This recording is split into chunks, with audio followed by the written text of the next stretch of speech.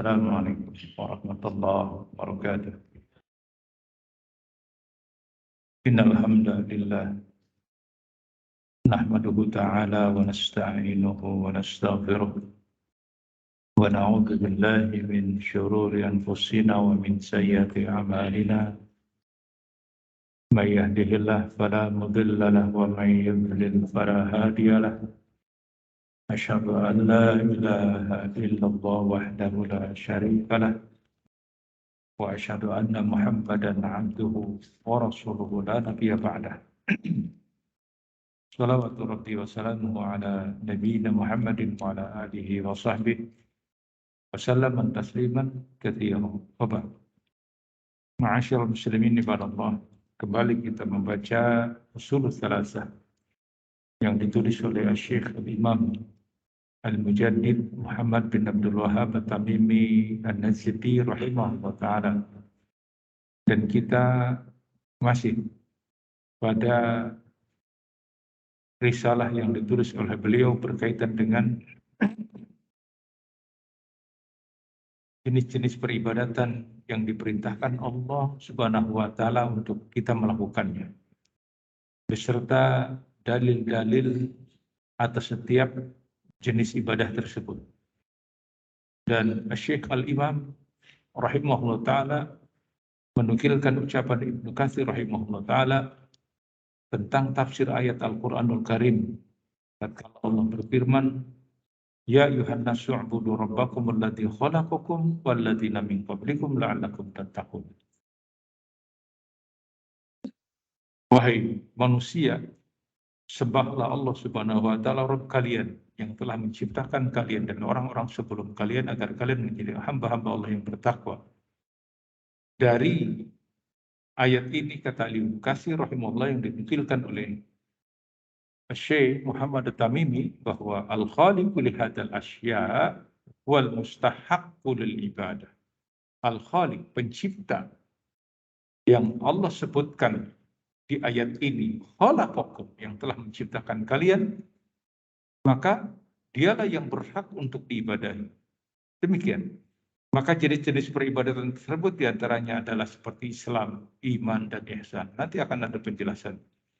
Kita, barakallahu fikum, berkaitan dengan masalah ibadah yang sudah kita sebutkan pada pertemuan yang telah lalu. Ibadah atau penghambaan diri makhluknya kepada Allah Subhanahu wa taala terbagi dalam dua keadaan, dua jenis.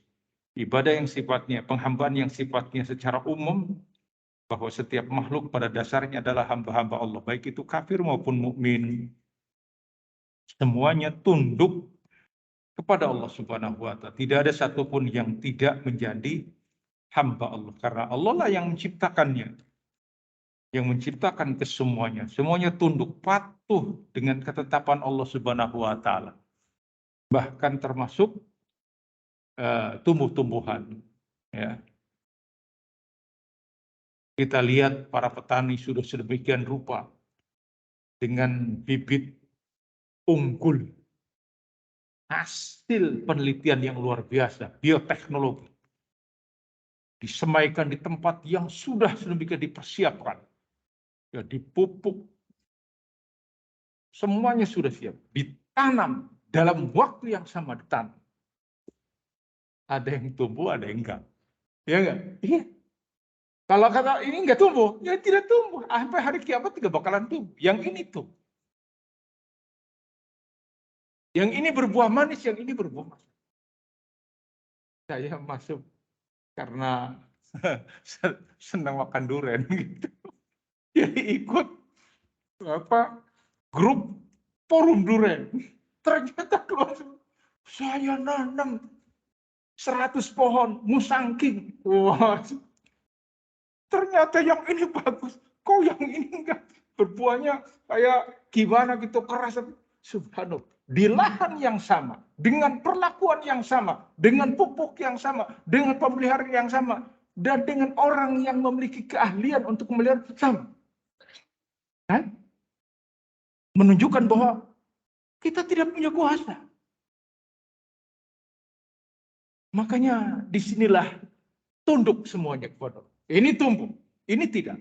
Ini berbuah, ini tidak berbuah. Ini berbuah, berbunga, rontok semuanya. Yang ini enggak. Itulah yang dikatakan sama dengan kita. Sama. Kita punya adik kakak.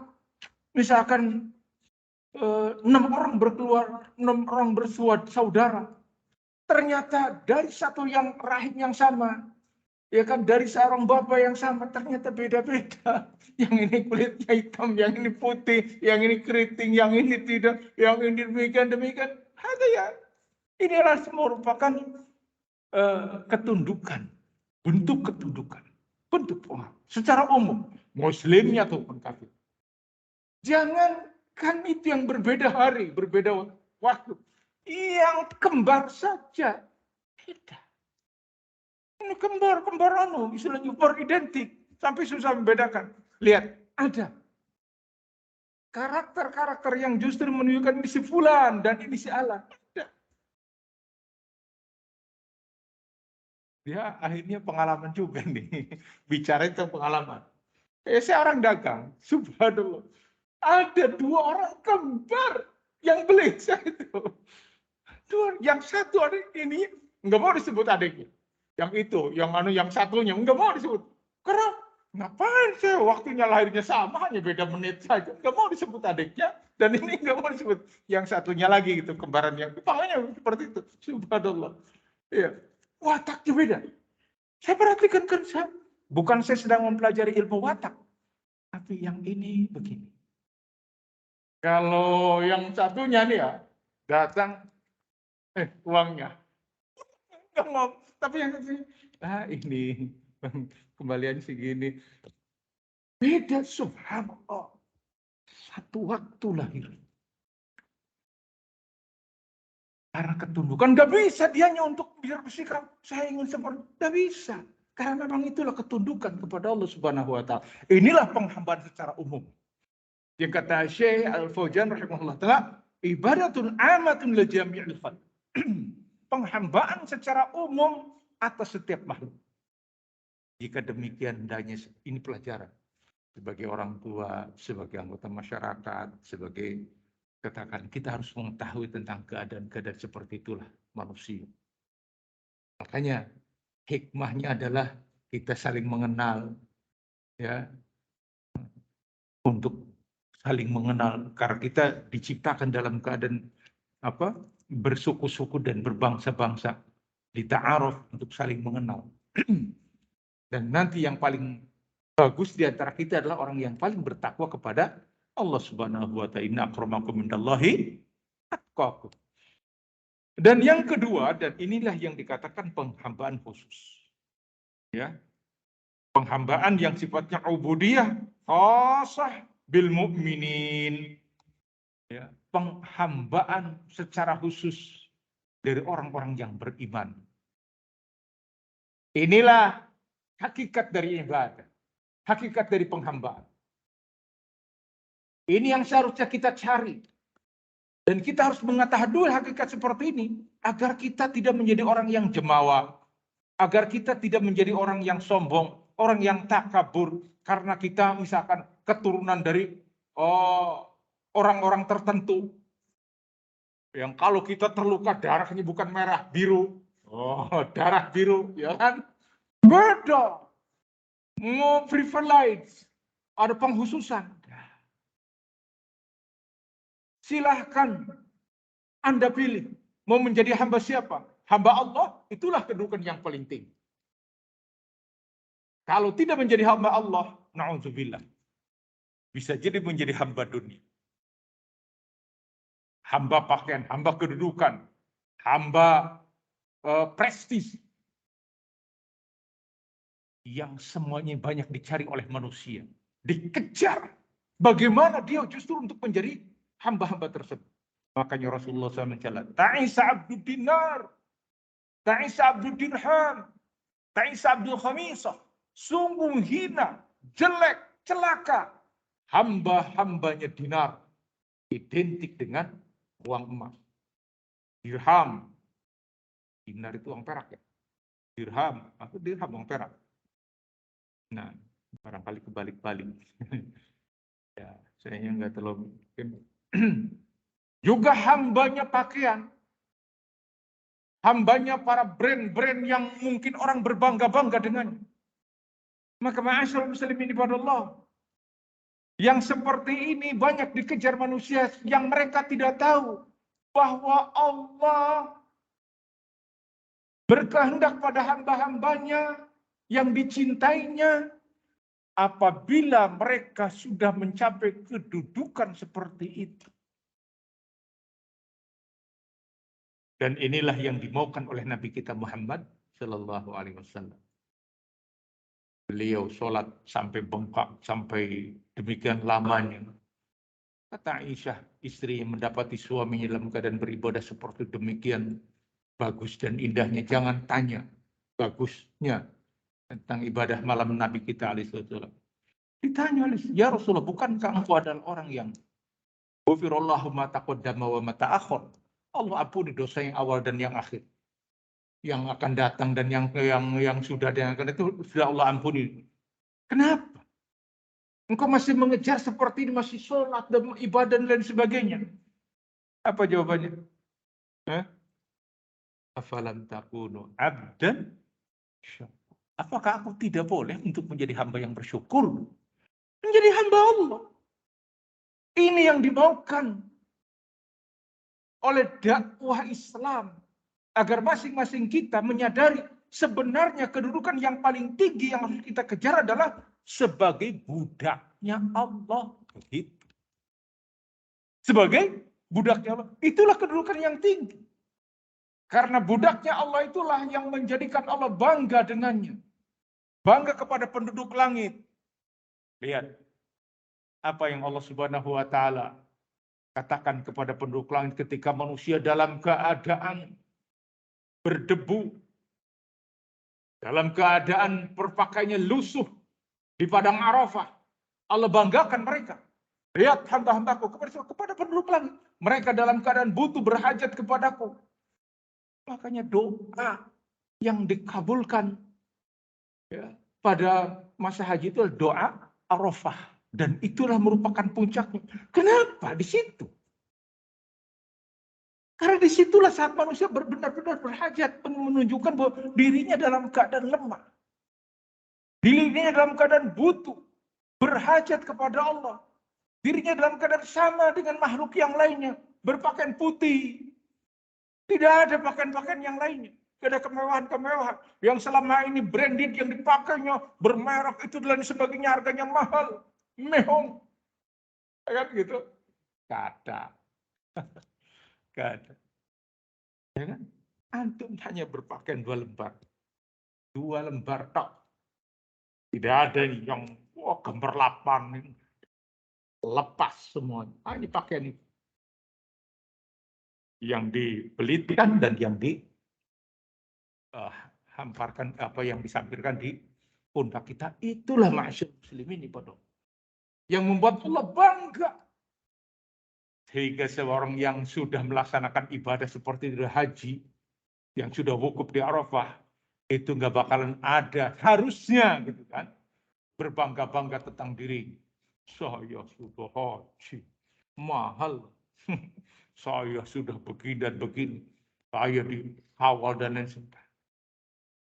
Itulah haji yang hakikatnya harusnya diketahui. Makanya ya, laisal jazau illa jannah, tidak ada balasannya bagi haji mabrur kecuali jannah, kecuali surga. Kenapa masuk surga seperti itu? Yaitu tadi menghantarkan para pelakunya untuk benar-benar menjadi hamba Allah, budaknya Allah Subhanahu wa taala.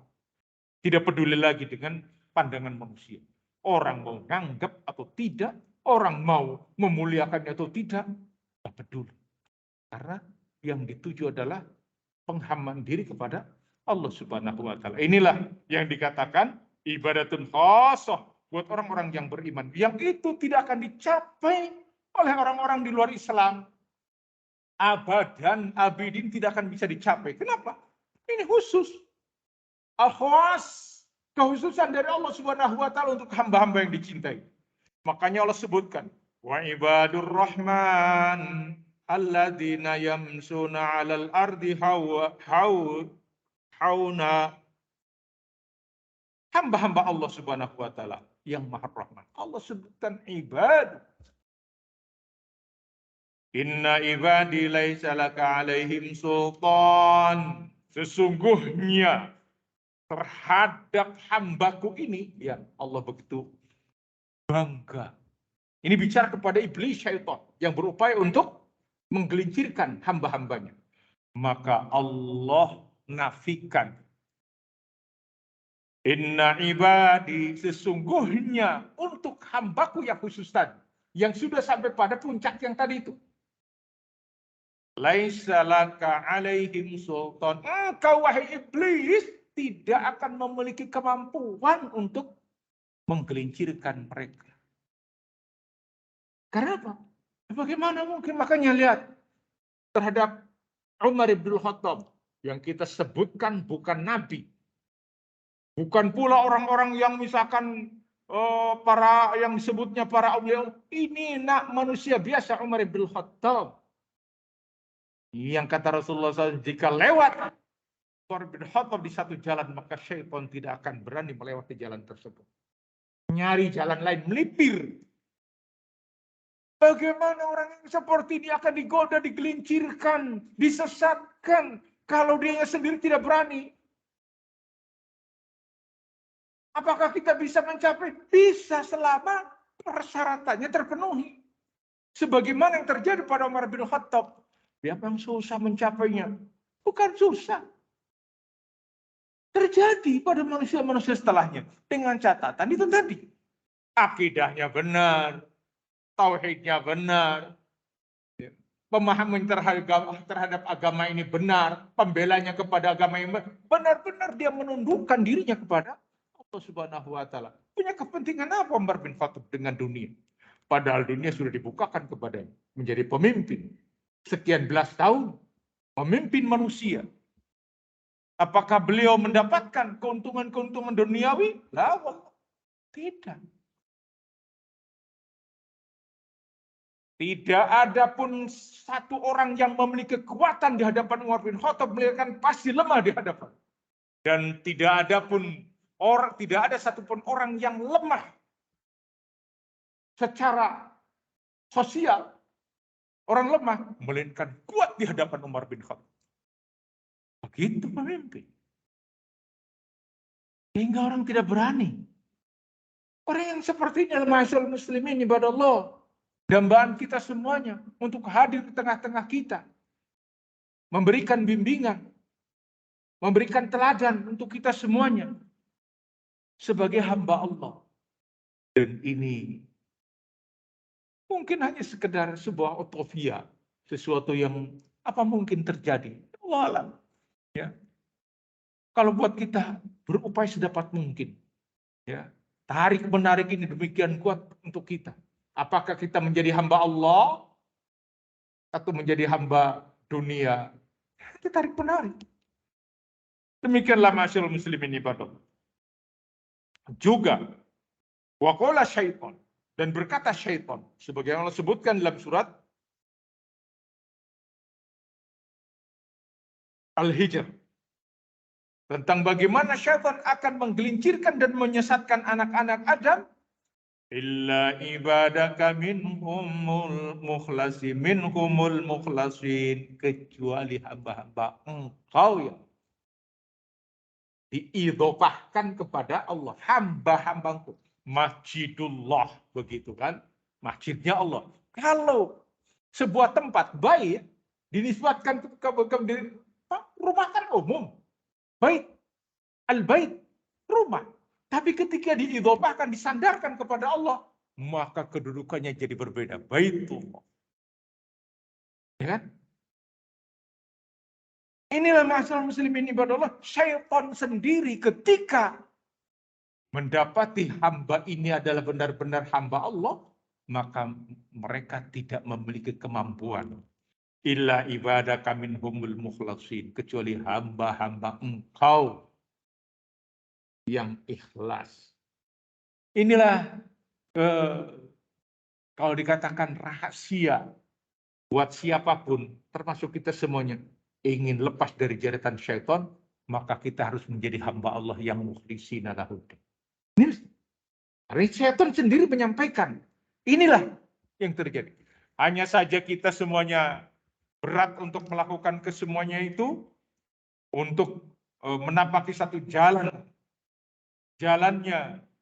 orang-orang yang telah sukses terdahulu sebelum kita. Hadhihi ubudiyah khassah. Inilah hamba-hamba Allah yang khusus. Yaitu penghambaan dalam bentuk ketaatan kepada Allah dan mendekatkan diri kepada Allah Subhanahu wa taala. Masyaallah muslimin ibadallah. Kita teruskan dari ucapan Asy-Syaikh Fauzan hafizahullah taala.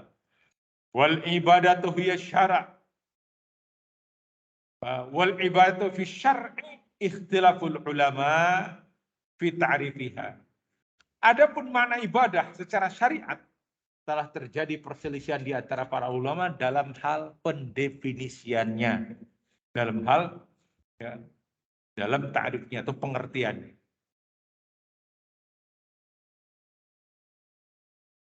Walaupun terjadi berbeda-beda pendapat, akan tetapi maknanya sama. Di antaranya apa yang disebutkan oleh Al-Imam Ibnu Qayyim rahimahullah ta'ala, yang namanya ibadah itu adalah ghayatul lidzul, ghayatul dzul, ma'a ghayatul hub. Seseorang beribadah kepada Allah Subhanahu wa taala, padanya harus ada ketundukan dan kecintaan. Ibadah kalau semata-mata hanya tunduk saja, tidak ada cinta, ini kacau. Tunduk saja. Itu seperti pekerja. Ibadahnya orang yang bekerja. Yang penting saya kerja 5 hari dalam sepekan. Berapa sekian? Ya itu dulu. Dia benar seperti itu. Cinta tidak. Tidak ada kecintaan. Tidak mencintai apa yang dia lakukan. Karena apa? Sifatnya bukan untuk dicintai. Mungkin saja dia tidak suka dengan pekerjaan tersebut. Sehingga terkadang muncul malas-malasan. Akan tetapi sesuai jamnya untuk ngabsen. Ya, datang absen, pulang absen. Sekarang kan pakai sidik jari ya. Gitu. Oh, gitu aja. Bagaimana perlu tidak ada? Ya nggak suka sih. Lebih lagi banyak yang bukan bidang. Akhirnya memang ketundukan yang penting. Ya, seperti itu. Sampai sekian puluh tahun bekerja. Ya seperti itu aja hasilnya. Kenapa? Karena semata-mata tunduk.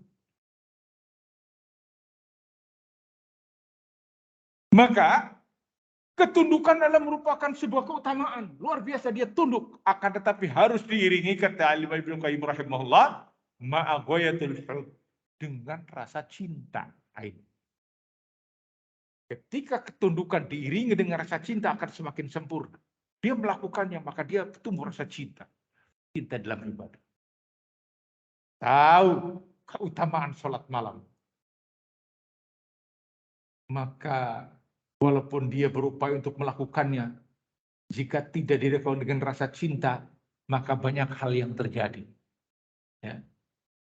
Hanya untuk dipamerkan, pasang status.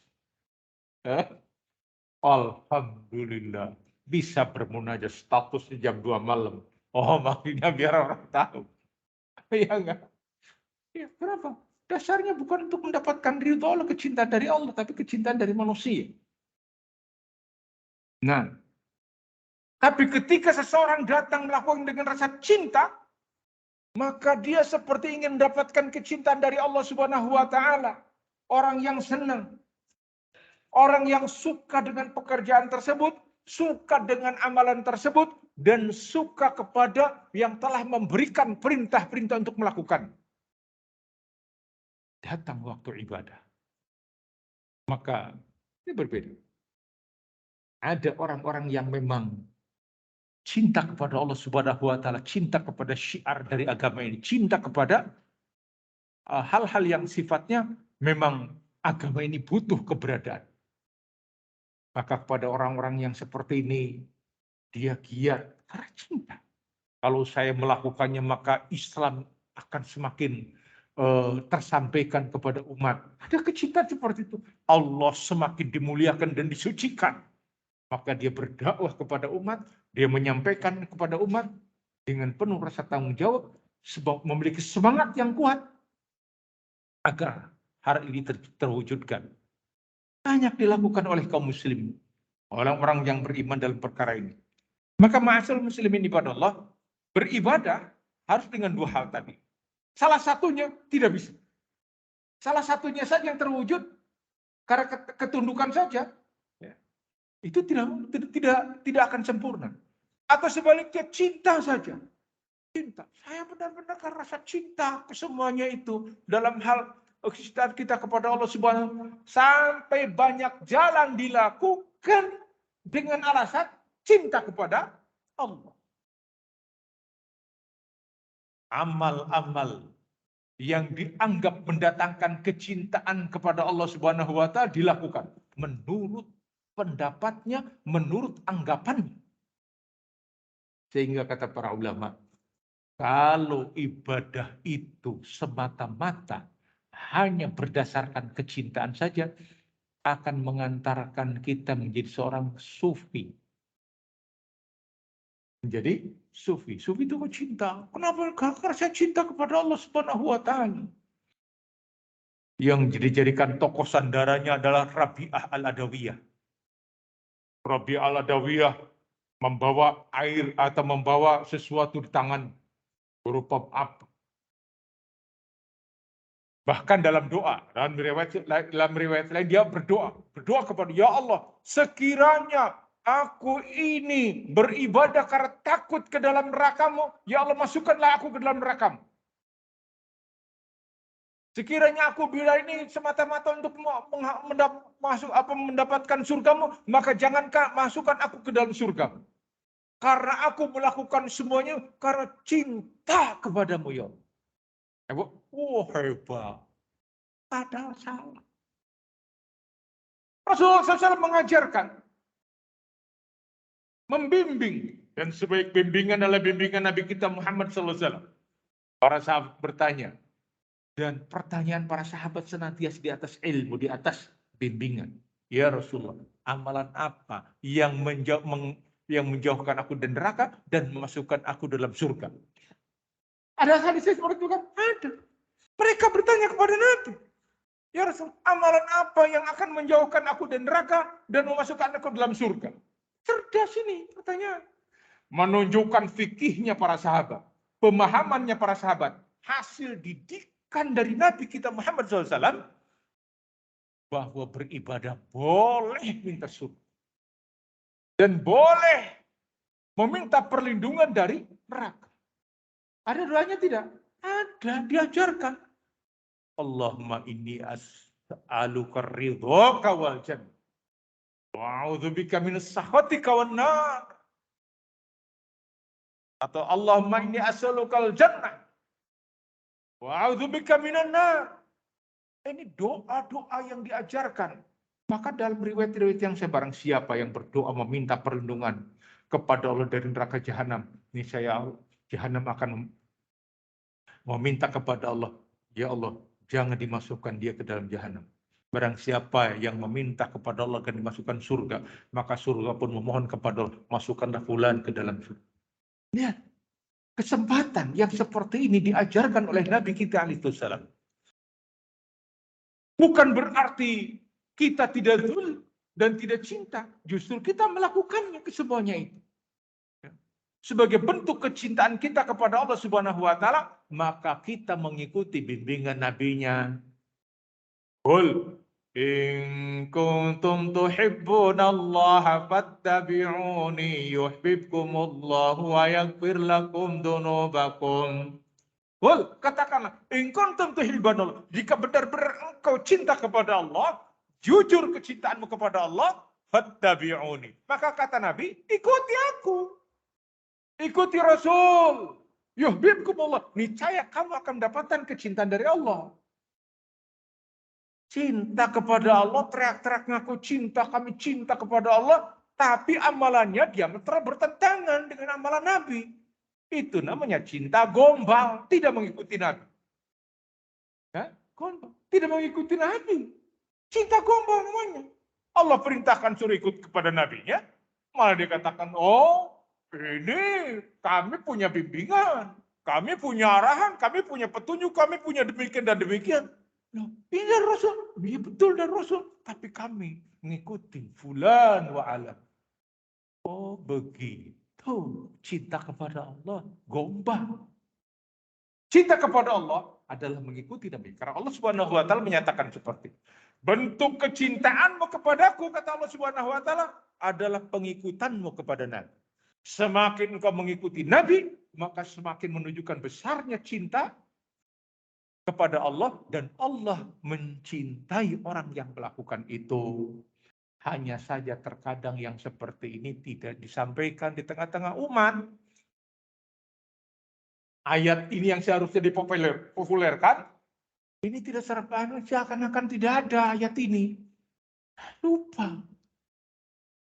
bahwa kecintaan kepada Allah tidak akan mungkin terwujud kalau kita tidak mengikuti Nabi-Nya alaihi salatu wassalam. Inilah makna bahwasanya ibadah yang tujuannya dalam rangka untuk menundukkan diri, menghinakan diri. Makanya penghinaan itu tidak boleh dilakukan kepada selain Allah. Ketundukan ini ada. Saya dikirimkan gambarnya. Seseorang lagi nyucu, bawa baskom di bawahnya, gambar video ini.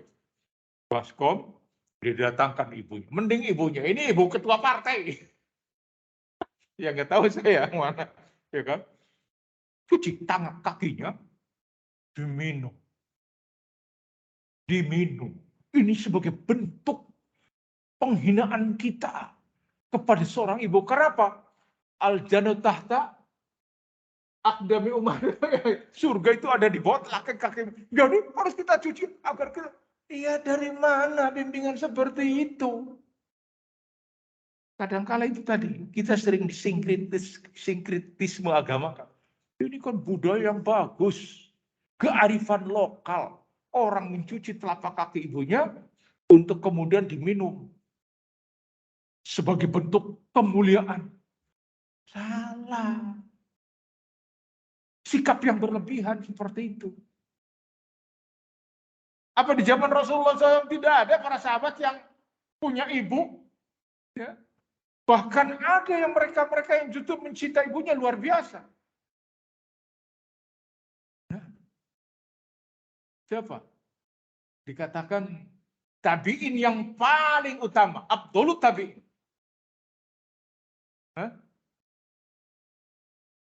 Nah, ada, Masya Allah. Qais al-Qarni. Sampai ada mobil tulisannya Qais al-Qarni ya. Dia gendong ibunya dari Yaman sampai ke Makkah al-Mukarram, digendong.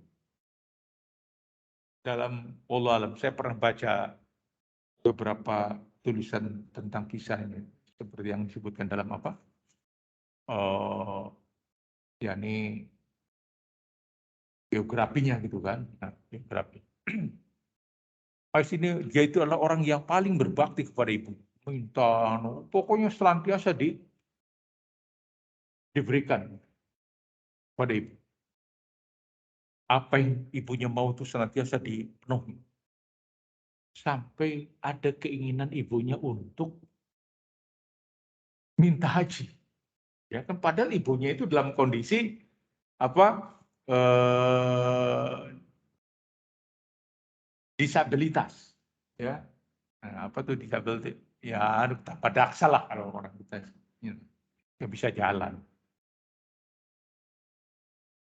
Tahu ibunya pengen seperti itu, maka wis tidak langsung istilahnya tidak langsung mengiyakan, berlatih dulu, berlatih dulu.